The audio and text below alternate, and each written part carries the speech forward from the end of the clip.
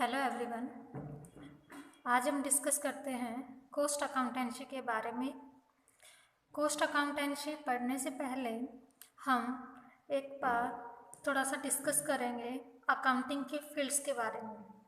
हम कॉमर्स के स्टूडेंट होने के नाते अकाउंटिंग को +1 से पढ़ते आ रहे हैं।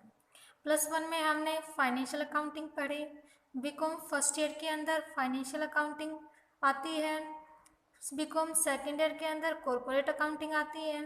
ऐसे ही बीकॉम फाइनल के अंदर कॉस्ट अकाउंटिंग और बीकॉम फाइनल के अंदर ही मैनेजमेंट अकाउंटिंग भी आती है।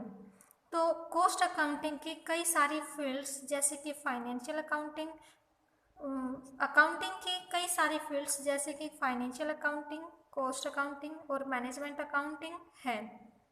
तो फाइनेंशियल अकाउंटिंग में हम क्या करते थे? फाइनेंशियल अकाउंटिंग में हम रिकॉर्ड करते थे फाइनेंशियल नेचर्स के ट्रांजैक्शंस को, जिसमें हम फाइनेंशियल नेचर के ट्रांजैक्शन को रिकॉर्ड करते थे प्रॉफिट एंड लॉस अकाउंट में, ट्रेडिंग अकाउंट में और बैलेंस शीट्स प्रिपेयर करते थे। तो फाइनेंशियल अकाउंटिंग से हम क्या निकालते थे? फाइनेंशियल अकाउंटिंग से हम किसी भी ऑर्गेनाइजेशन का प्रॉफिट या लॉस जानते थे, या फिर उस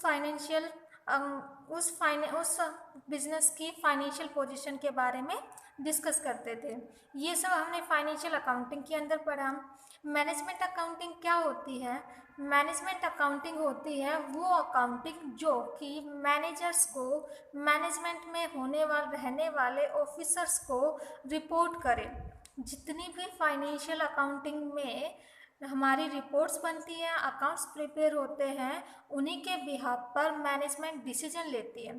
तो simply management accounting for decision making के लिए प्रिपेयर की जाती है, बनाई जाती है, और इसका प्रयोग हम डिसीजन मेकिंग के लिए ही करते हैं।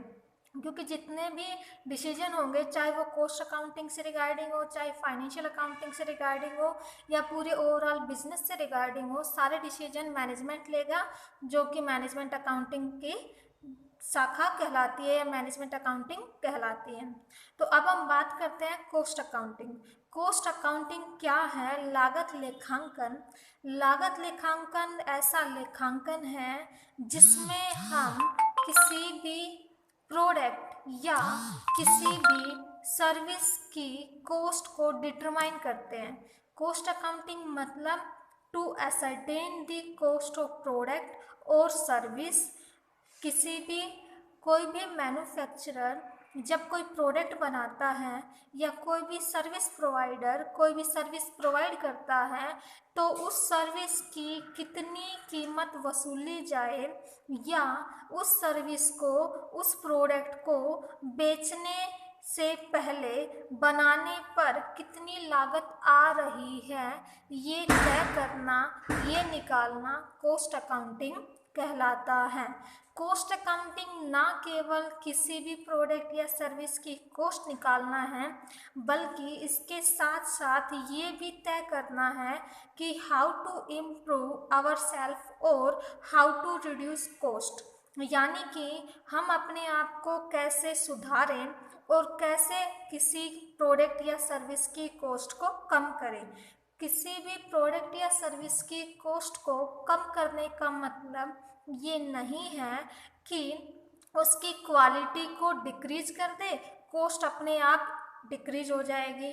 रिड्यूस कॉस्ट का मतलब कॉस्ट अकाउंटिंग में है क्वालिटी को एज इट इज़ मेंटेन करते रहना, क्वालिटी को डिक्रीज ना करके कैसे हम अपनी कॉस्ट को डिक्रीज करें, रिड्यूस करें। तो ये कहलाता है कॉस्ट अकाउंटिंग। और कॉस्ट अकाउंटिंग में हमें किसी भी प्रोडक्ट की, सर्विस की कॉस्ट कैसे डिटरमाइन करनी है, वो कॉस्ट पर यूनिट कॉस्ट भी डिटरमाइन करेंगे और टोटल कॉस्ट के बारे में भी हम जानेंगे। इसके अलावा कैसे कॉस्ट को रिड्यूस किया जा सकता है, उन टेक्निक्स के बारे में भी हम पढ़ेंगे।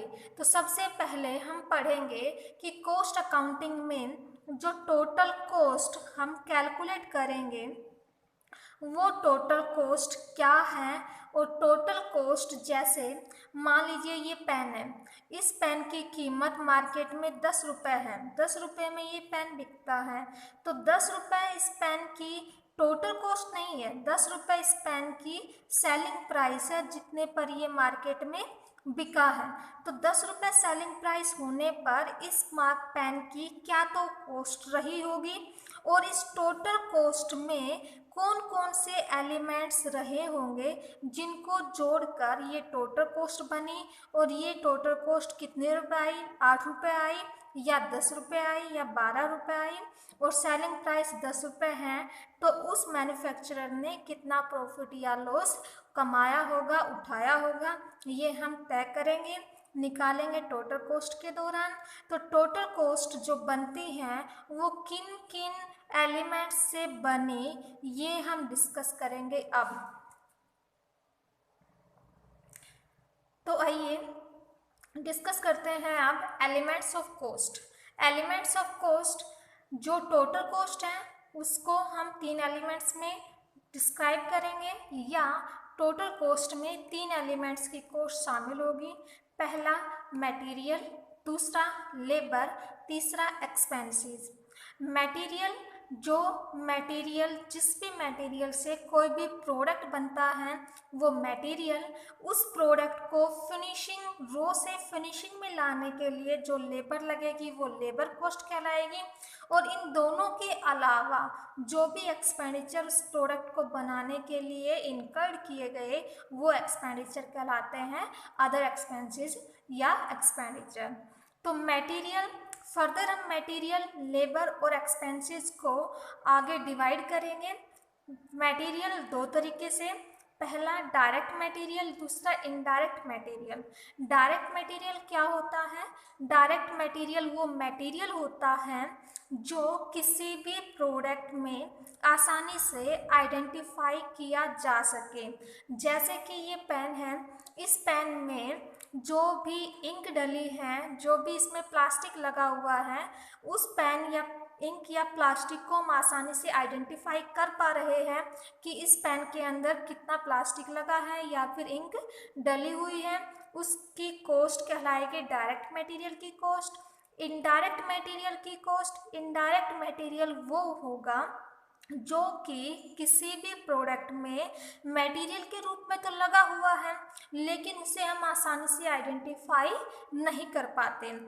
ऐसा प्रोडक्ट जो मटेरियल का हिस्सा तो है लेकिन अगर उसकी कॉस्ट के बारे में जाने तो उसकी कॉस्ट नेग्लिजेंस रहेगी या नामात्र की कॉस्ट ही कहलाती है। तो ऐसी कॉस्ट क्या कहलाएगी? Indirect material cost. नेक्स्ट है लेबर। लेबर फर्दर डिवाइड करते हैं डायरेक्ट लेबर और इनडायरेक्ट लेबर में।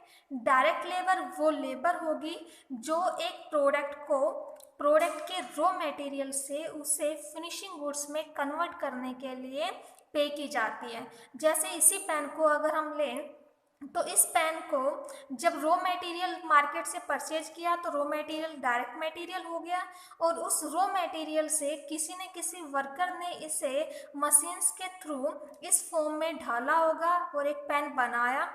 तो उस वर्कर को दी जाने वाली पेमेंट, वर्कर को दी जाने वाली वेजेस डायरेक्ट लेबर कहलाएगी, डायरेक्ट वेजेस कहलाएगी। इनडायरेक्ट लेबर कॉस्ट वो कॉस्ट होती है जो कि एक कंपनी में, एक फैक्ट्री में इन लेबर्स, जो डायरेक्ट लेबर है, डायरेक्ट वर्कर है, उसके अलावा और जो भी ह्यूमन वर्कर्स काम करते हैं, जैसे कि मान लीजिए फैक्ट्री में वर्कर जो कि काम कर रहे हैं उसकी वेजेस डायरेक्ट लेबर कहलाई, लेकिन उस फैक्ट्री में 50 वर्कर काम कर रहे हैं तो 50 वर्कर पर हमें एक सुपरवाइजर रखा, सुपरवाइजर की जो सैलरी दी जाएगी वो सैलरी इनडायरेक्ट लेबर कहलाएगी। तो ये हमारी इनडायरेक्ट लेबर है। इसके साथ जो एक्सपेंडिचर हैं वो एक्सपेंडिचर भी फर्दर 2 कैटेगरी में डिवाइड होंगे, डायरेक्ट एक्सपेंडिचर और इनडायरेक्ट एक्सपेंडिचर। डायरेक्ट एक्सपेंडिचर वो जो डायरेक्टली किसी प्रोडक्ट पर होते हैं, और इनडायरेक्ट एक्सपेंडिचर वो जो इनडायरेक्टली किसी प्रोडक्ट पर किए जाते हैं।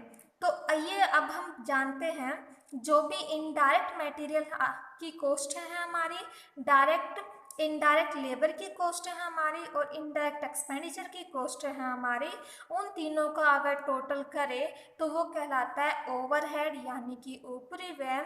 और ऊपरी व्यय ओवरहेड्स को हम 3 कैटेगरी में डिवाइड करते हैं। पहला फैक्ट्री या मैन्युफैक्चरिंग ओवरहेड, दूसरा ऑफिस या एडमिनिस्ट्रेटिव ओवरहेड, तीसरा सेलिंग एंड डिस्ट्रीब्यूशन ओवरहेड। या हम यूँ कह सकते हैं कि जो ओवरहेड है उसके 3 लेवल हैं। फैक्ट्री में होने वाले ओवरहेड्स यानी कि ऐसे एक्सपेंडिचर जो फैक्ट्री में होंगे, ऑफिस ओवरहेड और सेलिंग एंड डिस्ट्रीब्यूशन ओवरहेड। तो ओवरहेड वो मटेरियल वो लेबर या वो एक्सपेंडिचर होता है जो इनडायरेक्टली किया जाता है, या indirect material plus indirect labour plus indirect expenditure, तीनों का टोटल क्या कहलाएगा? ओवरहेड। तो ये हमने अभी डिस्कस किया element of cost, material, labour and expenditure.